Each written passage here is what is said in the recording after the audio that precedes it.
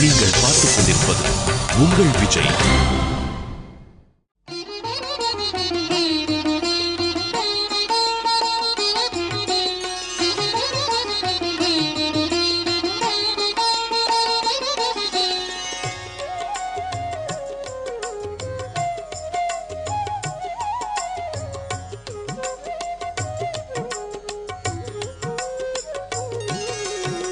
रंके समां पाहि रंके समां पाहि रंके समां पाहि रंगप्रभो.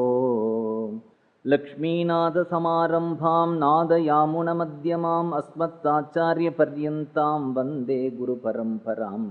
नमश्रीरङ्गनाथाय कावेरी मध्यशायिने अर्चावतारश्रेष्ठाय सर्वमङ्गलदायिने. பண்டரிபுரம், பிருந்தாவனம், பூரி, ஸ்ரீரங்கம் போன்ற க்ஷேத்திரங்களுக்கு நாம் போகும் பொழுது அந்த க்ஷேத்திரங்களில் இருக்கக்கூடிய நிறையா சாதுக்கள், மகான்கள், பாகவதோத்தமர்கள் இவர்களையும் பார்க்கின்றோம். க்ஷேத்திரத்துக்கு போனால் அங்கே இருக்கக்கூடிய தீர்த்தத்தில் ஸ்நானம் பண்ணுறது அப்படிங்கிறது எவ்வளவு பெரிய லாபமோ, அது மாதிரி அங்கே இருக்கக்கூடிய பகவானுடைய தரிசனம் எவ்வளவு பெரிய லாபமோ, அடுத்த லாபம் என்ன அப்படின்னுட்டா, நம்ம திருப்பதியில் போய் வெங்கடமுடையான சேவிக்க போகும் பொழுது எவ்வளவோ பக்தர்கள் வெங்கடமுடையான பார்க்கணும் வரா இல்லையா? பகவானை பார்க்கணும்னு தாபத்தோடு வரக்கூடிய ஒவ்வொருத்தரும் பாகவதர்கள் தான். ஒரே ஒரு தரம் நாமகீர்த்தனம் பண்ணுறவர்களும் பாகவதர்கள் தான். அவ்வளவு பேரும் பெருமாளை பார்க்கணும். வெளி உலகத்தில் அவர்களுக்கு எந்த சிந்தனை இருந்தாலும் அந்த சன்னிதானத்தில் வெங்கடமுடையான சேவிக்கிறதுக்காக அந்த மலை மேலே ஏறிட்ட உடனே அத்தனை பேருடைய ஹிருதயத்தில் ஒரே ஒரு சிந்தனா தான் இருக்க போகிறது. எப்போ தரிசனம் கிடைக்கும், இன்னும் எவ்வளவு நாழி ஆகும் அப்படின்னா தவம் தானே பண்ணுறாவா பகவானை பார்க்கறதுக்கு. தவம் பகவானை பார்க்கறதுக்கு ஆசைப்படுறது தானே தவம். பரீட்சித்து கூட ஒரு ரிஷிகுமாரனால இன்றிலிருந்து 7வது நாள் உனக்கு மரணம் அப்படின்னு சொல்லும் பொழுது அவன் என்ன பண்ணுறான் அப்படின்னா, சரி நான் எங்கேயாவது ஒரு கங்கை கரைக்கு ஓடி போய்ட்றேன். ஏன்னா கங்கை கரையில் தான் நிறையா மகான்கள் இருப்பா, புண்ணிய தீர்த்தங்கள் புண்ணிய க்ஷேத்திரங்களில் தான் இருப்பா, அவர்கள் நமக்கு ஏதாவது வழி காட்டுவா அப்படின்னுட்டு கங்கை கரைக்கு ஓடி வரான். சுகபிரம்மம் அவனுக்கு ஸ்ரீமத் பாகவதத்தை பரமானுகிரகம் பண்ணுறார் அப்படிங்கிறத பார்க்குறோம். அது மாதிரி பண்டரிங்கிற க்ஷேத்திரத்தை சாதுக்கள் எல்லாம் பாடும் பொழுது இந்த பண்டரியில் என்ன அப்படின்னா, ஒவ்வொரு அடிக்கு அடி சாதுக்களுடைய தர்சனம். ஒரு ஸ்டெப் எடுத்து வச்சா ஒரு மகாத்மா. அது மட்டும் இல்லை, அந்த மகாத்மாவுடைய வாக்கில் நாமம். ஸ்ரீரங்கம் வந்தால் எங்கே பார்த்தாலும் ரங்கா ரங்கா ரங்கா. பெருமாள் புறப்பாடு கண்டருளும் பொழுது ஸ்ரீரங்கத்தில் நீங்கள் இருந்தீர்களானால் பெருமாள் எந்தெந்த வழியாக புறப்பாடு கண்டருள்றானோ அங்கே ஒரு சின்ன ஜங்ஷன் மாதிரி ஒரு வந்ததுன்னா அந்த தெருவில் இருக்கிறவாள்லாம் அங்கே நிற்பா.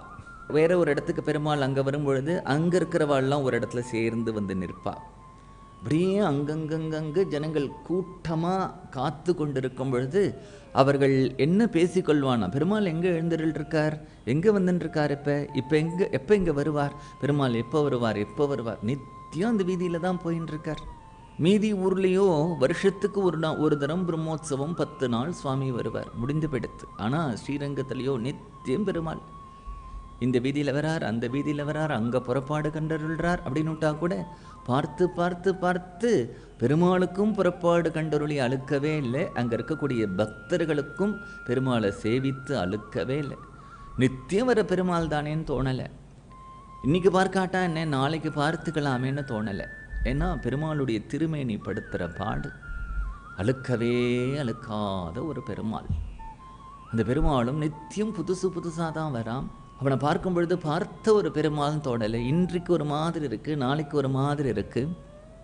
கோபிகைகள்லாம் ஸ்ரீமத் பாகவதத்தில் கோபிகா கீதத்தில் பிரம்மாவோட சண்டை போடுறான். என்ன சண்டை போடுறான், ஏன் கண்ணு எமைய படைச்ச, ஏன் கண்ணு எமைய படைச்ச அப்படின்னா, கண்ணு கொட்டுறது இல்லையா பட்டுன்னு, அந்த நேரத்தில் நான் கிருஷ்ணனை பார்க்கலையே, அந்த டைம் எனக்கு வேஸ்ட்டாக போயிடுதே அப்படிங்கிறா. பக்கத்தில் இருக்கிற ஒருத்தர் கேட்கிறார், ஏன் கண்ணு முடினா உனக்கு கிருஷ்ணன் தெரியலையா, கண்ணு ஹிருதயத்தில் தான் எப்பொழுதும் தெரிஞ்சுட்டே இருக்கானே, கண்ணை கொட்டுற நாழி நீ கிருஷ்ணனை மறந்து போயிட்டியா அப்படின்றார். அவ சொல்கிறா, போயா, கிருஷ்ணன் ஹிருதயத்தில் தெரிகிறது எனக்கு எப்பொழுதும் தெரிஞ்சுட்டு இருக்கான். நேரில் பார்க்கும்பொழுது இந்த க்ஷணம் இருக்கிற கிருஷ்ணன் வேற தெரிகிறான், அடுத்த க்ஷணம் இருக்கிற கிருஷ்ணன் வேற தெரிகிறான், அடுத்த க்ஷணம் இருக்கிற கிருஷ்ணன் வேற தெரிகிறான்.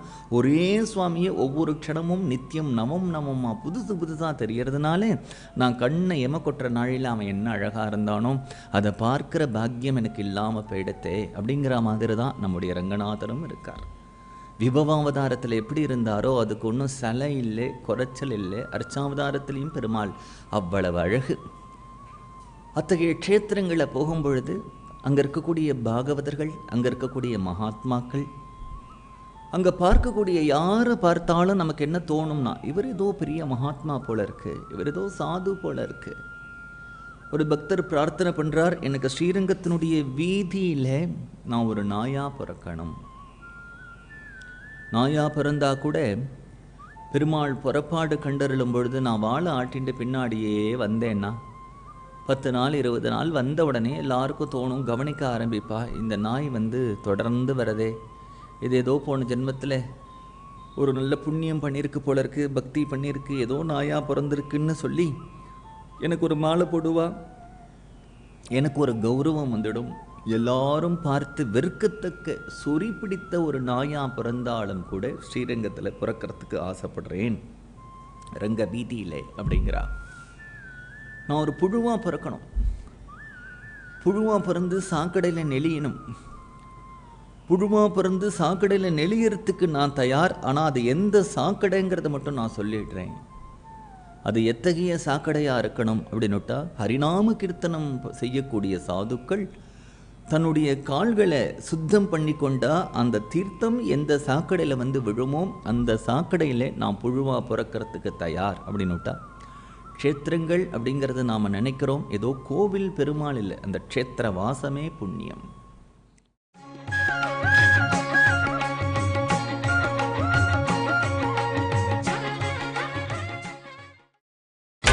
நீங்கள் பார்த்துக் கொண்டிருப்பது உங்கள் விஜய். அந்த க்ஷேத்திரத்தில் ஒரு கழுதையை பார்த்தா கூட, ஒரு குதிரையை பார்த்தா கூட, ஒரு பன்னியை பார்த்தா கூட, இவர்கள் எல்லாம் ஜென்மாந்திரத்தில் என்ன புண்ணியம் பண்ணியிருக்கார்களோ. இந்த க்ஷேத்திரத்தில் ஒரு கழுதியாக பிறக்கிறாரே, இந்த க்ஷேத்திரத்தில் ஒரு குதிரையாக இருக்காரு, இந்த க்ஷேத்திரத்தில் ஒரு நாயாக இருக்காரு, இந்த க்ஷேத்திரத்தில் இருக்கிறதுக்கு ஏதோ ஒரு புண்ணியம் இருக்குது, இல்லைன்னா அங்கே வந்த முடியாது. அந்த நாய்க்கு கூட எது கிடைக்க போகிறதுன்னா, ஏதாவது அங்கே ஒரு சாது வருவார், சாப்பிட்டுட்டு எச்சலையை போடுவார், அதுதானே சாப்பிட போகிறது அந்த நாய். அதுக்கு அந்த உச்சிஷ்டானம் கிடைக்க போகிறதே, மகான்களுடைய உச்சிஷ்டானம் அந்த நாய்க்கு கிடைக்க போகிறதே. ஒரு மாடு என்ன சாப்பிட போகிறதுன்னா, அவர் சாப்பிட்ட இலையை சாப்பிட போகிறது, அதுக்கு ஒரு உச்சிஷ்டானம் கிடைக்கிறதே. பாகவதத்திலேயே உச்சிஷ்டானத்தினுடைய பிரபாவத்தை சொல்கிறோமே, அத்தகைய உச்சிஷ்டான பிரபாவத்தினால தான் நாரதற்கே பக்தி வந்தது. எம்பெருமானாரே அத்தகைய உச்சிஷ்டானத்தை சாப்பிட்றதுக்கு ஆசைப்பட்டார் அப்படிங்கிற கதைகள்லாம் வரும்பொழுது, சரித்திரங்கள் எல்லாம் நாம் பார்க்கும் பொழுது, அந்த நாயையோ அந்த கழுதையோ அந்த பன்னியோ அந்த குதிரையோ, அந்த க்ஷேத்திரங்களில் இருக்கக்கூடிய மரம் செடி கொடிகளையோ, அந்த க்ஷேத்திரத்தில் இருக்கக்கூடிய ஒரு குரங்கையோ எதையுமே நம்ம அலட்சியமாக பார்க்கக்கூடாது. அவ்வளவு குறைச்சி எடை போட்டுவிட முடியாது. கவி அப்படின்னுட்டா அந்த ரங்கநாதரையும் க்ஷேத்திரத்தையும் வர்ணித்து கொண்டு வரும் பொழுதே அந்த சூழ்நிலையை அப்படியே அங்கே இருக்கக்கூடிய தடாகம், அங்கே இருக்கக்கூடிய தீர்த்தம், அங்கே இருக்கக்கூடிய மரம் செடி சோலைகள் எல்லாத்தையும் வர்ணிப்பா. இதுதான் காவிய ரசம். வால்மீகி ராமாயணத்திலையும் வால்மீகி அப்படியே வர்ணித்து கொண்டே போவார். ஸ்ரீமத் பாகவதத்திலையும் கஜேந்திரனுடைய மோட்சத்தை சொல்லும் பொழுது, அந்த கஜேந்திரன் எந்த வனப்பிரதேசத்திலே ராஜாவாக இருந்தானோ அங்கே இருக்கக்கூடிய வனத்தில் என்னென்ன விதமான விருட்சங்கள் இருந்தது, என்னென்ன விதமான மிருகங்கள் இருந்தது, அதனுடைய சோபை எப்படி அப்படிங்கிறத பாகவதத்தில் வர்ணிக்கிறார். ஏன்னா அதெல்லாம் காவியங்கள். ஆழ்வார்களும் திருமங்கி ஆழ்வாரும் எந்தெந்த க்ஷேத்திரத்தை வர்ணித்து கொண்டே போகும்பொழுது அந்த க்ஷேத்திரத்தில் இருக்கக்கூடிய இயற்கை சூழ்நிலையும் சேர்த்தே மங்களாசாசனம் பண்ணுவார். அந்த ரீதியிலையும் பார்க்கலாம். ஆனால் அவர்கள் அத்தனை பேருமே பகவானுடைய ஒரு சம்பந்தம் பெற்றவர்களாக இருக்கிறதுனாலே அவர்களும் பாகவதோத்தமர்கள் தான். ஏதோ ஒரு விதத்திலே அவர்களுக்கு ஒரு சம்பந்தம் ஏற்பட்டிருக்கே அந்த க்ஷேத்திரத்தோட, அங்கே இருக்கக்கூடிய தெய்வத்தோட, அங்கே இருக்கக்கூடிய பெருமாளோட. அதனால் அவர்களை நாம் எப்படி அலட்சியமாக பார்க்க முடியும்? இந்த பாசுரத்தில் அழகாக அந்த காவிரியை, அங்கே இருக்கக்கூடிய சோலையை, அதுக்கு நடுவில் இருக்கக்கூடிய ரங்கநாதனுடைய அழகை வர்ணிக்கிறார் ஆழ்வார். வண்டினம் முரளும் சோலை, மயிலினம் ஆளும் சோலை, கொண்டல் மீதனவும் சோலை, குயிலினம் கூவும் சோலை, அண்டர்கோன் அமரும் சோலை, அணி திரு அரங்கம் என்னா மிண்டர் பாய்ந்துண்ணும் சோற்றை, விலைக்கு நாய்க்கு இடுமின் நீரே. வண்டினம் முரளும் சோலை, நிறையா வண்டுகள் இருக்கான். வண்டுகள் எங்கே இருக்கும் அப்படின்னுட்டா, பிரமரம். வண்டு ஒரு இடத்துல இருக்கணும்னா புஷ்பம் இருக்கணும், புஷ்பத்துலேயும் மது இருக்கணும், தேன் இருக்கக்கூடிய புஷ்பமாக இருக்கணும், அந்த புஷ்பத்தில் ஒரு சுகந்தம் இருக்கணும், அந்த புஷ்பத்தில் மது இருக்கணும், தேன் இருக்கணும், அப்போ தான் வண்டு இருக்கும். தேன் இல்லாத புஷ்பத்தையோ சுகந்தம் இல்லாத புஷ்பத்தையோ வண்டுகள் அமராது. அத்தகைய தேன் இருக்கக்கூடிய புஷ்பமும் சுகந்தம் இருக்கக்கூடிய புஷ்பம் நன்னா அப்படி ஜம்மனு அப்படி நல்லா அப்படி மலர்ந்து இருக்கணும், கும்மனு மலர்ந்து இருக்கணும், செழுமையாக இருக்கணும். அந்த தாமரை அப்படின்னுட்டா அந்த தாமரை மொட்டை வாங்கி அதை இப்படி பிரித்து, அது தாமரை மாதிரியே இருக்காது. இயற்கையான சூழ்நிலையில் இருக்கக்கூடிய நல்ல தடாகத்தில், அந்த காவிரி நீர் படுகையில் இருக்கக்கூடிய ஒரு தடாகம், சமிருத்தியாக நீர் இருக்கணும், அந்த பூமியும் வளப்பாக இருக்கணும்.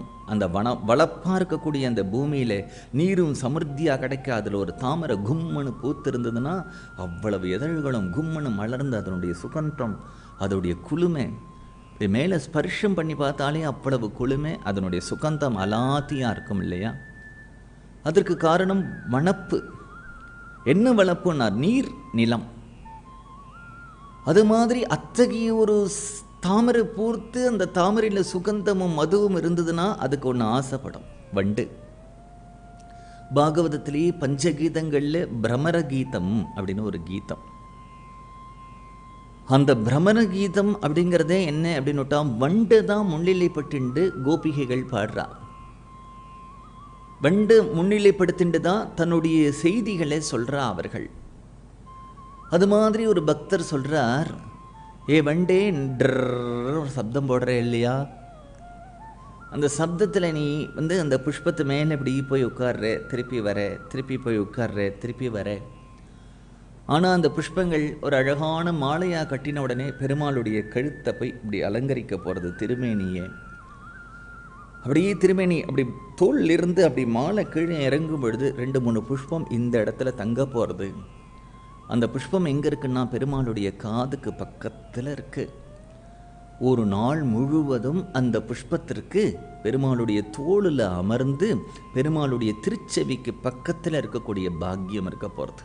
அதனாலே அந்த புஷ்பத்தை பறித்து பெருமாளுக்கு மாலை கட்டி அனுப்பும் பொழுது இன்றைக்கு எந்த புஷ்பம் அந்த தோளில் போய் உட்காரணும்னு சொல்ல முடியாது. அந்த புஷ்பத்தோடு பேசணுமே. அந்த புஷ்பத்தோடு பேசக்கூடிய சாமர்த்தியம் நமக்கு தெரியாது, ஆனால் அந்த வண்டுக்கு தெரியறது. வண்டு என்ன பண்ணுறது அப்படின்னு, ஆரோகணம் அவரோகணம் மாதிரி அப்படின்னு அது சுற்றுறது, திருப்பி அப்படியே எழுந்துக்கிறது, திருப்பி போய் உட்காடுறது. அதனால் ஒரு பக்தர் இந்த வண்டை கூப்பிடுறார், வண்டே என்னுடைய மனதில் என்னென்ன குறைகள் இருக்குது, என்கிட்ட என்னென்ன குறைகள் இருக்குது, இதெல்லாம் நான் உங்கள்கிட்ட சொல்கிறேன். நீ எனக்கு ஒரு உபகாரம் பண்ணுறியா? நீ அடிக்கடி இந்த புஷ்பத்தில் போய் ஸ்வச்சந்தமாக போய் உட்காந்துக்கிறியே, அந்த புஷ்பத்தின்கிட்ட போய் ஏதோ செய்தி சொல்கிறியே. நான் பெருமாளுடைய கிருப்பையே எதிர்பார்த்துட்டே இருக்கேன், இப்படி ஒரு பக்தன் இருக்கேன், தவிச்சுன்னு இருக்கேன். என்னுடைய மனதில் இருக்கக்கூடிய காமம் போகணும், பயம் போகணும், போட்டி போகணும், பொறாமை போகணும், மனதில் இருக்கிற அழுக்கெல்லாம் போகணும், ஞானம் சித்திக்கணும், வைராக்கியம் சித்திக்கணும், பக்தி சித்திக்கணும். பகவானை தவிர வேறு உலகத்தில் எந்த பொருள் மேலேயும் என்னுடைய சிந்தனை போகக்கூடாதுன்னு நான் தவிக்கிறேனே. இத்தகைய பிரார்த்தனைகளை நான் தினமும் பண்ணிட்டுருக்கேனே. பெருமாள் அதை செவி சாய்த்தாரா இல்லையா? அவருடைய திருச்செவி பரியந்தம் என்னுடைய பிரார்த்தனை போய் எட்டித்தான்னு தெரியலை. நீ எனக்கு ஒரு உபகாரம் பண்ண. என்ன உபகாரம்னா, நீ அந்த வண்டு அந்த புஷ்பத்தில் போய் தாமரையில் உட்காந்துக்கிற ட்ரன்னு அந்த தாமரை கிட்ட இந்த செய்தியெல்லாம் சொல்லிட்டோம்.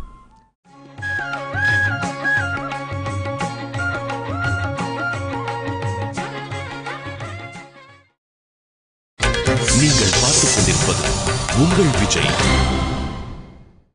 இந்த மாதிரி ஒரு பக்தன் இருக்கார். அந்த பக்தர் உம்முடைய கிருபையையே எதிர்பார்த்துன்னு இருக்கார். அவர்கிட்ட தங்கிட்ட இருக்கக்கூடிய குறைகள் எல்லாம் சொன்னார். அவருக்கு மனசில் இன்னும் உலகத்தில் இருக்கக்கூடிய பற்று, காமக்ரோதாதிகள், தாபத்திரயங்கள்னால அவருடைய ஹிருதயமானது தள்ளாடின்னு இருக்கு. உம்முடைய கிருபை இருந்தால் தானே அவருக்கு ஞான பக்தி வைராக்கியங்கள் சித்திக்கும். நீர் என்றைக்கு கிருப்பை பண்ண போறீர், உம்முடைய கிருப்பையையே எதிர்பார்த்துருக்கார் அப்படின்னுட்டு அந்த புஷ்பத்தட்டை சொல்லிடும்.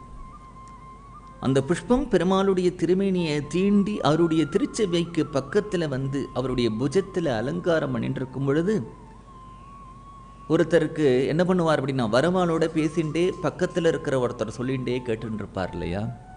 வரவாளோடையும் பேசிகிட்டு இருப்பார், நீ சொல்லு, அப்படியா. அது மாதிரி பக்தர்களுடைய குறையை கேட்டுட்டே இருக்கும் பொழுது, ஏ புஷ்பமே, நீ அவருடைய தோளில் அவருடைய திருச்செவிக்கு சமீபத்தில் அமர்ந்து என்னை பற்றி ஒரு நாள் முழுக்க சொல்லின்று நித்தியமே என்னுடைய குறைகளையும் என்னுடைய மனோரதங்கள் என்னென்ன இருக்குங்கிறதெல்லாம் உங்கள்கிட்ட தெரிவிக்கிறேன் அப்படின்னு சொல்கிறார். அதனால் வண்டை முன்னிலைப்படுத்துறது அப்படிங்கிறது ஒரு கவிகளுடைய ஒரு சாமர்த்தியம், அது ஒரு இயல்பு. அந்த ரீதியிலே இந்த வண்டை முன்னிலைப்படுத்திண்டு ஆரம்பிக்கிறார் இந்த பாசுரத்தை. இந்த சோலை எப்படி இருக்கு ஸ்ரீரங்கம், அதுவே ஒரு தீவு. முதல்ல சொன்னார் சமுத்திரத்தினால் சூழப்பட்ட பூமி அப்படின்னார். இங்கே 2 நதிகளுக்கு நடுவில் இந்த ஸ்ரீரங்கங்கிறது ஒரு தீவு. கொள்ளிடம், காவேரி, அதுக்கு நடுவில் இந்த தீவு. அந்த தீவில் தான் பெருமாள் இருக்கான். அந்த தீவே சோலையாக இருக்கு. சோலையாக இருக்கிறதுக்கு காரணம் என்ன அப்படின்னுட்டா, நல்ல ஜல சமிருத்தி, நீர், காவேரியினுடைய பாய்ச்சல். அந்த காவேரியுடைய பாய்ச்சல் இருக்கிறதுனால அவ்வளவு ஜல சமிருத்தி இருக்கு. தஞ்சை பூமியாக இருக்கிறதுனால பூமியுடைய வளப்பும் அப்படி இருக்கு. அதனால நிறையா புஷ்பங்கள் பூத்திருக்கிறதுனால சோலையாக இருக்கு. அந்த சோலையாக இருக்கிறதுனால வண்டு, மீதி ஊரில் இருக்கக்கூடிய வண்டெல்லாம் என்ன பாட்டு பாடும்னு தெரியலை. ஆனால் இந்த வண்டுகள் எல்லாம் பாகவதர்களாக எடுத்து இந்த ஸ்ரீரங்க வாசத்தினுடைய ஒரு பெருமையினாலே, ஸ்ரீரங்கத்து வாசத்தினுடைய ஒரு பெருமையினாலே இந்த வண்டெல்லாம் ஒரே பாட்டு தான் பாடுறதான். என்னென்னா, அது ட்ருன்னு தானே உன் காதில் சப்தம் கேட்கறது இல்லை, ரங்கா ரங்கா ரங்கா அப்படின்னு தான் அதை சொல்கிறதுங்கிறார் ஆழ்வார். எப்பொழுதுமே அந்த வண்டு கூட்டிலிருந்து கிளி கோவிந்தா கோவிந்தாங்கிறா இல்லையா. அதனால இது க்ஷேத்திரம். உனக்கு காது கொடுத்து அதை நன்னா கவனிச்சு பாரு. அது ஏதோ ட்ரன்னு ஒரு சத்தம் போடுற மாதிரி உனக்கு தோன்றது இல்லை. அது ரங்கா ரங்கா வண்டினம் முரளும் சோலை. நிறையா வண்டுகள் இருக்கு. ஜலசமிருத்தி, ஜலசமிருத்தினால மேகங்கள்லாம் நிறையா வந்துடுத்தான். மேகங்கள் நிறையா சூழ்ந்ததுன்னா சந்தோஷப்படக்கூடிய ஒரு பறவை மயில்.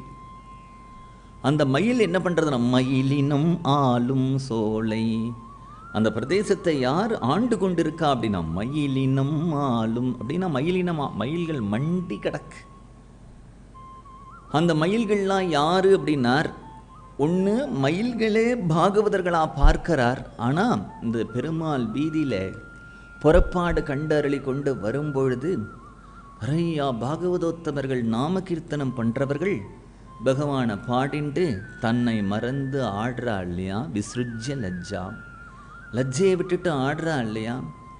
அப்படி ஆடுற அவர்களை பார்க்கும் பொழுது ஆழ்வார்களுக்கு மயில் ஆடுறதோ, பெருமாள் முன்னாடி தோகை விரித்து. மயில் எப்போ ஆடும் அப்படின்னா, நல்ல மேகத்தை பார்த்தா ஆடும். அது மாதிரி பெருமாளுடைய திருமேனியே அவன் எப்படின்னா, கார்முகில் மன்னன் தானே அவன். கார்முகில் மன்னனாக இருக்கிறதுனால அவனுடைய திருமேனியே மேகத்தை ஒட்டி இருக்கிறதுனால அத்தகைய கருமேகத்தை கண்டவுடனே மயில்கள் ஆனந்த பிரவாகத்தினால எப்படி தோகை விரித்து ஆடுமோ, அவன் புறப்பாடு கண்டருளும் பொழுது அத்தகைய மேகமானது நமக்கு கிருப பண்ண வந்துடுத்துன்னு ஹரிநாம சங்கீர்த்தனம் பண்ணக்கூடிய பாகவதோத்தமர்கள் தன்னை மறந்து ஆனந்த பரவசத்தினாலே ஆட்டமாடுறா அப்படிங்கிறது.